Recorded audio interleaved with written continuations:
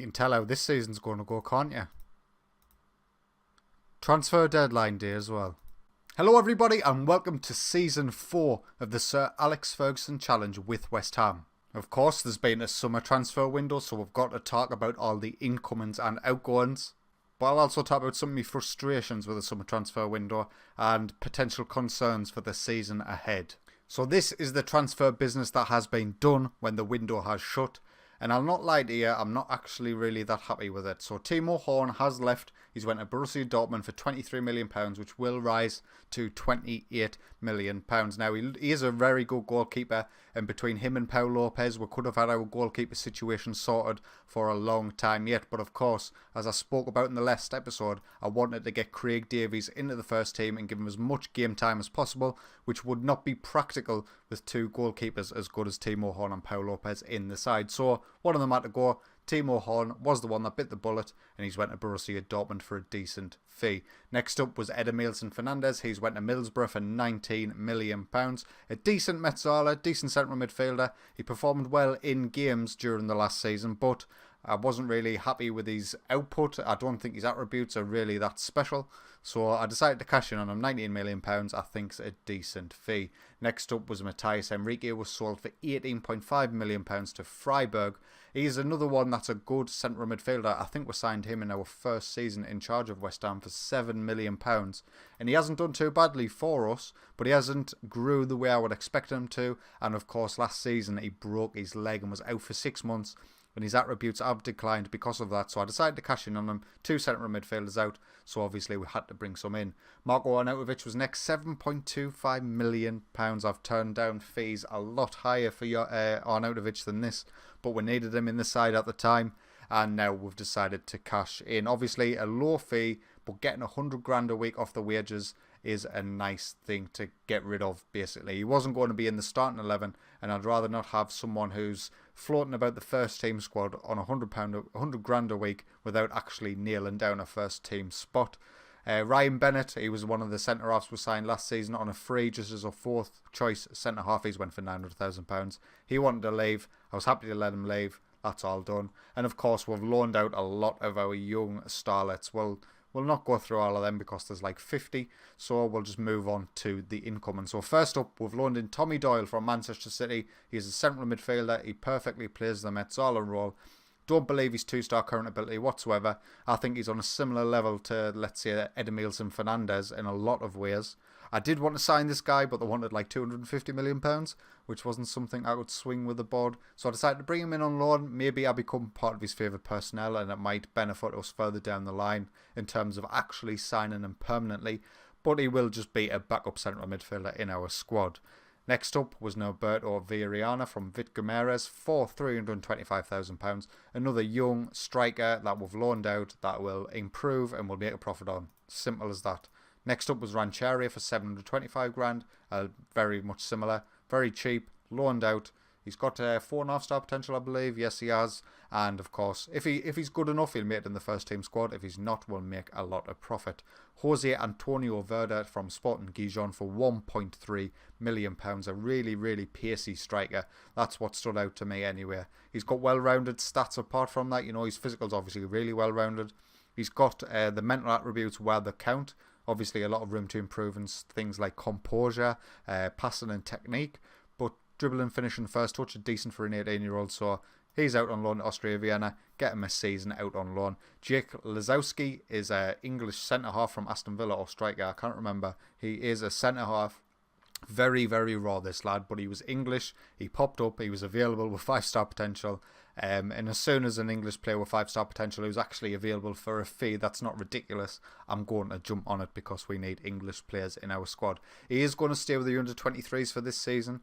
He's only 1-star current ability, and the way I work it with my loans, I like them to be 2-star current ability before I loan them out. I often feel that at 1-star current ability, you will probably go to like a League One or a Vanarama National North side, and it's not something I'm interested in. I'd rather he stayed here with the sort of training facilities that we've got. I'll get him training with the first team, with the defenders, so hopefully that will see him improve massively. Next up is Elliot Matazo from AS Monaco. We signed him for £5 million, another central midfielder.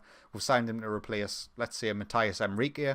Obviously, I don't think he's as good as technically and mentally. He's better physically, but he's not as good technically and mentally as Enrique. But he is a Mezzala. He does like that role, and he's going to be like our third or fourth choice centre midfielder. Next up is Ronnie Mayer from Bolton. Was signed him for 6.5 million, and he is an English target man striker. This is the kind of guy that I think could make the first team squad. He is a 5-star potential player with 2-star current ability, so he has went out on loan to Bradford City, I think in League 1 or the Championship. It's League 1. So he's playing League 1 football this season. We'll see how he improves. We'll reevaluate when he comes back. The only concern for me is his natural fitness is 4. How big is that going to affect him over the course of a season? If he did move into the first team squad, you just don't know with these things. That might just like absolutely shoot up after a season out on loan. We'll wait and see. But these English lads who I'm signing, I'm not looking to make a profit on. £6.5 million for that. I wouldn't pay that for an Argentinian striker with the same stats. So I'm looking for these English lads to make their way into the first team squad. And if I have to force that myself, I will. Next up was Gabriel for £7 million. We've signed him as a Dennis Mann replacement who hasn't left the club, but we'll talk about that shortly.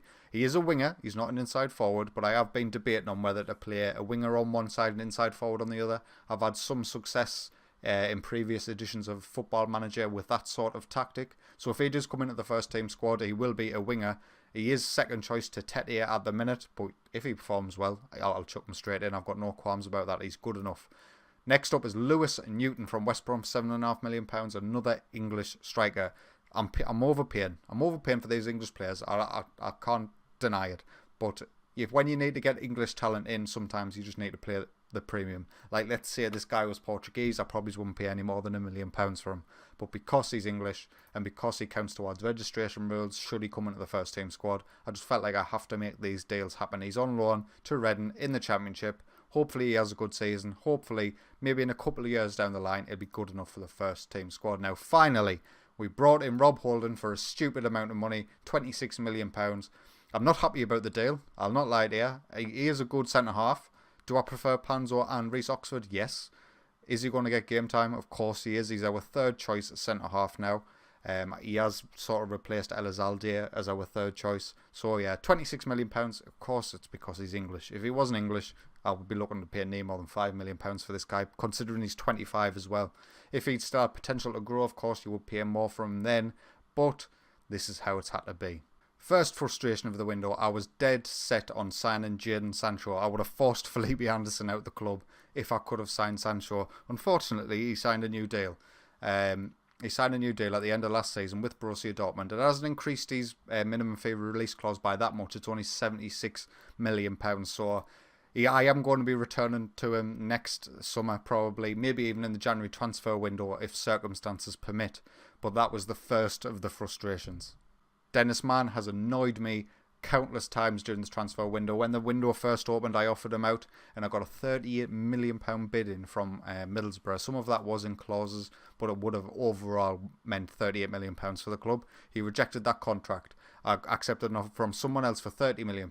He rejected that contract. I've accepted offers of £25 million. He's rejected that contract. Even £20 million. He's rejected the contract. He's got a couple of bids on him now. I've just accepted them because I just want him gone. He's not the sort of player I want in my team anymore. Marseille's is 18 million, rising to 25. Atlantis is just 16.5, and I was just like, listen, I'll take it, whatever. Just give him a contract that he will accept and get him out of my team. I don't want him anymore. And that is a little bit unfair on Dennis Mann. It's nothing that he's done. He's just he hasn't developed into the sort of player I expected him to be. He did really well in his first season. He had 13 goals in 26 games, but last season, obviously, he found his game time a little bit more limited with Tete coming into the squad, but he didn't perform when I wanted him to. And with the other Brazilian right midfielder that we've just signed, he's not going to get the game time, so I want him gone. Declan Rice is out for 4 weeks. Lucas Toussaint is out for 2 months. Felipe Anderson is out for, I think it's 4 weeks as well. So we've had 3 big injuries there. Lucas Toussaint and Declan Rice are our 2 defensive midfielders. They are our defensive midfielders. And now we don't have them for the opening part of the season, which is just absolutely ridiculous.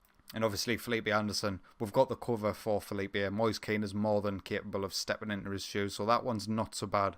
But I am frustrated that we're losing the 2 D mids. Now, in terms of the squad, there is some players that have been promoted to the first team squad. As I've already talked about, Craig Davis, he's just wonderful. He's going to be my first choice keeper. He's not as good as Paul Lopez. I don't care. He's going to the first team. An academy graduate. He's English. Why wouldn't I? Next up for the promoted ones, it's Aitor De Paula, another central midfielder. He is 3-star current, 5-star potential. We signed him last season for £2.9 million, and he spent the season prior out on loan to Frankfurt, and he did quite well there. So I've promoted him to the first team squad. I'm training him as a Metzala in the central midfielder position. I think he's got the stats that could suit that. He's got the passing, he's got the vision, he's got the first touch. We need to develop him more technically, but yeah, he'll be even maybe third or fourth choice central midfielder for us this season. And the other one we've brought into the first team squad is Dejan Jovalic. He is a 3.5-star current, 4-star potential striker. He's stupidly well rounded. I think he looks fantastic actually. I did offer to loan him out to Ajax, and he turned down the loan deal. He wanted to stay and fight for his place. So I thought we need a backup striker because we sold Arnautovic. So get him into the first team squad. He'll be playing second choice to Alexander Isaac, but he will get game time, and hopefully he proves me right. Right, that's all the transfer stuff and the squad stuff sorted. That brings us to today's game, which will be Brentford at home in the Premier League. And this is going to be the first 11 for the first game of the season. We're starting with Craig Davies in goal. I hope he proves me right, and he does really well. Wagnerman on the right hand side, Panzo and Holden in the centre with Creswell on the left. Ronaldo Vieira is going to fit in as our defensive midfielder. Tonali in the centre with De Paula, Tete on the right, Moise Keane on the left, and Alexander Isaac up top. Brentford going with a flat 4-4-2. I think they're newly promoted, so hopefully we can do the number on them. Now, I know for a fact that we are spending £1 million per week more in wages than Brentford are. So, listen, we should win this game. Newly promoted Brentford. Hopefully, we can do a number on them, give them the welcome to the Premier League that hopefully we're capable of. As we pick up with the highlight here, Tete on the edge. He's got Aaron Creswell on the right-hand side. Get back into your position, mate. If they break, we are snookered. It falls back to Creswell, to Wagnerman, to Nally. Can he get the ball in? Creswell takes the strike. Excellent save by their keeper, actually. Good strike by Creswell. Highlight now as Craig Davis plays it to Rob Holden in defence, and now we'll come forward with Moise Keane. What a challenge that was. And Jada Silva can come forward. Brereton on this right hand side. There's got men arriving at the penalty area. He finds it, but Craig Davis mops it up. Hopefully that's the end of their attack plays. Tonali comes forward with it now through the centre. 10 minutes in. Wagnerman down this right hand side. Can he get the ball in? There's plenty of options in the box. Alexander Isaac's one of them, and he hits the bar. That was a great header actually coming backwards, but he managed to get the power and pace on it. Unfortunately, he puts it too high as Rob Holden gets another shot on it. Oh well, lads, maybe get the goal here. It's not the kind of football manager game I like where we're missing loads of chances. Moise Keane's got it on the left hand side this time. Back to De Paula, to Tonali, to Tete. Wagnerman's got so much space on the right hand side. Can he get the ball in? He can. Isaac's there again, and this time he makes sure it goes in. Wagnerman combines with Alexander Isaac. We've seen that all the time over the past couple of seasons. Them two love playing together, I would say. And Wagnerman, decent cross here down the right hand side. Alexander Isaac. Is he tall? He must be tall because I see him win so many headers, or maybe it's just one of them things being the lone striker that you get plenty of opportunities at it. But we'll take the lead, we're 1-0 up. Highlight now as Brentford come forward. Rob Holden intercepts and gets rid. Alexander Isaac nods it on, but the Brentford defence can mop that up. Tete intercepts a loose pass to Rico Henry on the left hand side. Can he get the ball in? He can. Oh, I felt sorry for him. Michael Ngaji, or whatever his name is. That was probably the worst pronunciation in the world. Please don't judge me as Tete comes down the right hand side. Excellent interception, good work with from the lad. He gets the ball in. Moise Keane was arriving if that player wasn't there, but he puts it at the back of the net, and it's an own goal and 2-0. And that's it, half time. West Ham 2, Brentford 0. I'm really pleased with how we're performing, and I'm glad we managed to unlock the deadlock. There's too many games where you've seen us dominate and then not being able to put our chances away. I am going to make one change. I'm going to get Gabriel on for Tete. I just want to see how he performs with the winger role on attack. Getting the balls into the box for Isaac and Moise Keane approaching late. I'm actually going to put him on attack as well. We'll see how that goes. We'll see if we can perform better with that. Maybe create more chances. We'll see. Highlight now as Brentford come forward this time. Murphy switches the play to Rico Henry on the left hand side. He gets the ball in. Wagnerman can clear, and Alexander Isak, whilst he's got the ball, he's left all alone a little bit, but he beats his man, gets into the box, finds DePaula there, it finds Tonelli. Oh my, what's just happened? Is that onside? It's onside as well. I think it was an absolutely excellent save by the keeper at first, and Tonelli takes the chance at the second bite. We'll have a look here. Alexander Isak does extremely well. DePaula gets challenged. Tonelli, the keeper, did a great save actually, but Tonelli makes sure the second time. Well done, Tonelli. Another highlight, and it's deep with Brentford's players. What a pass that was by Rico Henry to find Emiliano. But Vieira's covering. Oh, I was just about to praise you, Vieira. Then you can't do that. Why did you do that for? Moyes came with the chat. Oh, Alexander Isak's got a bruised knee. I don't care if it doesn't class as an injury. We've got the player now in Joveljic to bring on Isak just before he goes off. Nah, he kind of get his second. But we've got the perfect player now in Joveljic to. I don't mind Alexander Isak sitting on the bench for a little while. In previous seasons, like last season, I really did not want Isak to be benched at all or to miss games through injury. Unfortunately, he had to at times, and Moyes Keane had to fill in there, which meant Moyes Keane wasn't available to fill in on their left-handed side role. So now that we've got Joveljic, hopefully that'll free up Moyes Keane and Isak to be fitter throughout the season at the very least. Brentford take a strike, guns well over. Moyes Keane on it now as he drives forward through the centre of the pitch, finds Tonelli, who, what a ball that is if that finds Joveljic. Is there someone coming in the box? Joveljic holds it up, Moyes Keane's there. Great save by the keeper. 10 minutes to go, we'll make our final change of the game. We'll get Tony Lotto on for Aaron Creswell, and that's one of my internal struggles actually, deciding between Tony Lotto and Creswell. Creswell has diminished quite a lot as a left back, so I'm thinking Tony Lotto might become my new first choice over the season.